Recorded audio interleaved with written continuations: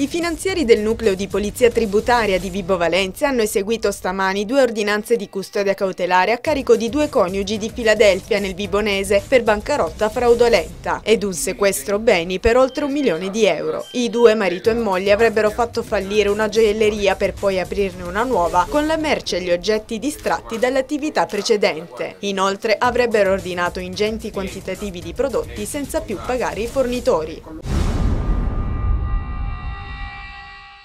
Si è riunita oggi a Palazzo Campanella, Reggio Calabria, la Commissione regionale contro l''ndrangheta. Obiettivo dell'incontro, come ha spiegato il presidente Salvatore Magarò, individuare una strategia di contrasto ai tentativi di infiltrazioni mafiose, concertando forme di collaborazione operativa attraverso le quali garantire un supporto concreto alle amministrazioni degli enti locali. La seduta proprio nel giorno della scoperta dell'intimidazione ai danni del sindaco di Taurianova Domenico Romeo, a cui è stato ucciso un cavallo.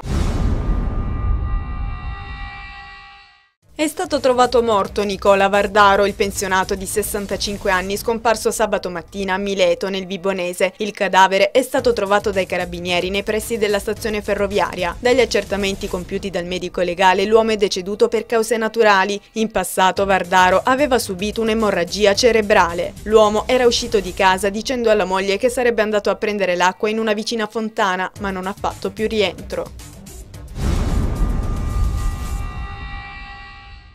Hanno letteralmente sequestrato un'area adibita a discarica abusiva situata in pieno centro a Crotone. A farlo non le autorità competenti o le forze dell'ordine come di consueto, ma i ragazzi di Nuova Era, sempre attenti alle tematiche ambientali riguardanti il territorio cittadino. In via Alessandro Manzoni, nel terreno di fianco all'ex cinema Ariston, i giovani con le loro casacche arancioni hanno posto i sigilli all'area, evidenziando col nastro bianco e rosso i rifiuti abbandonati.